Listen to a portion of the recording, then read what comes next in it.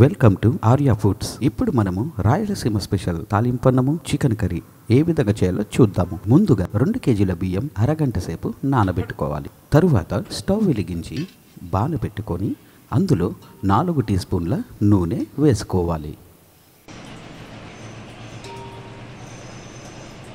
ఇప్పుడు 2 టీ స్పూన్ల నెయ్యి వేసుకోవాలి. తరువాత చెక్క, లవంగ, యాలకులు వేసి 4 తరిగిన ఉల్లిపాయలు వేసుకొని ఎర్రగా వచ్చే వరకు కలుపుకోవాలి. ఇప్పుడు 3 పచ్చిమిర్చీలు, కొన్ని పుదీనా ఆకులు,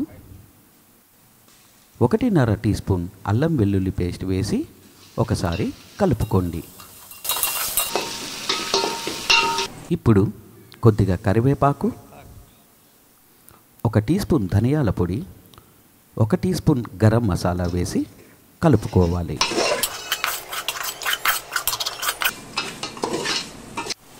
ఇలా ఎర్రగా అయిన తర్వాత 6 గ్లాసుల నీళ్లు వేసుకోవాలి.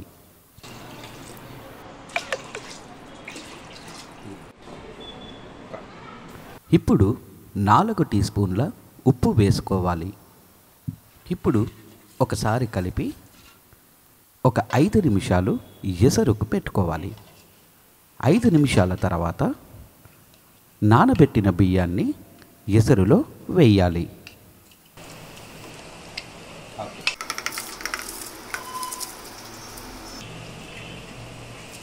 ఇప్పుడు ఒకసారి కలపండి.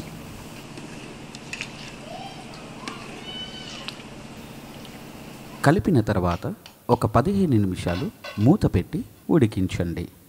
ఉడికిన తర్వాత 3 టీ స్పూన్ల నెయ్యి అన్నం పైన వేసుకోండి.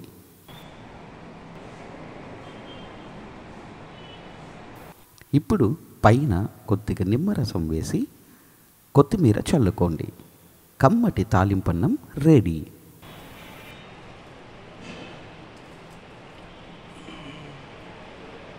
రాయలసీమ వారు తాలింపన్నంలోకి చికెన్ కర్రీని చాలా ఇష్టంగా తింటారు. ఇప్పుడు చికెన్ కర్రీ ఏ విధంగా చేయాలో చూద్దాము. ముందుగా ఒక బాణ పెట్టి అందులో 4 టీ స్పూన్ల నూనె వేసుకోవాలి. నూనె కాగిన తర్వాత 3 తరిగిన ఉల్లిపాయలు వేసి కలుపుకోవాలి.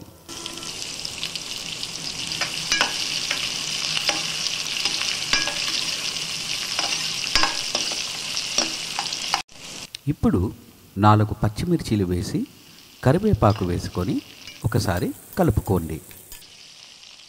తరువాత 2 టీ స్పూన్ల అల్లం వెల్లుల్లి పేస్ట్ వేసి బాగా కలపండి. ఇప్పుడు 1 కేజీ చికెన్ మిశ్రమంలో వేసి కలుపుకొని ఒక 5 నిమిషాలు మీడియం ఫ్లేమ్లో ఉడికించండి.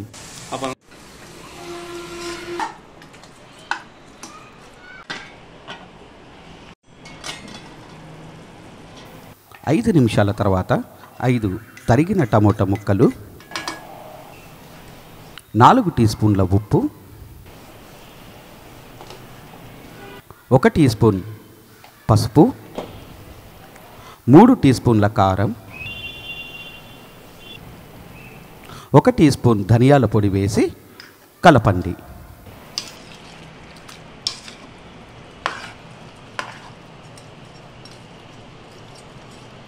కలిపిన తర్వాత 1 టీ స్పూన్ గరం మసాలా పొడి వేయండి.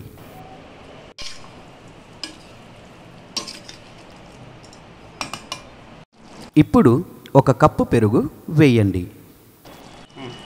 తరువాత 3 టీ స్పూన్లు కొబ్బరి పొడిని వేసి కలపండి.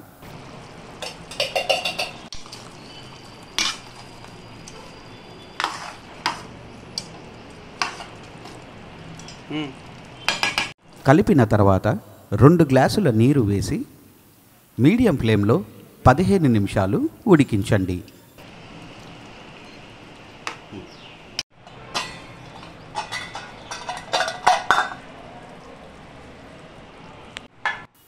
ఉడికించిన తర్వాత పైన కొత్తిమీర వేయండి. రుచికరమైన రాయలసీమ స్పెషల్ తాలింపన్నము చికెన్ కర్రీ రెడీ.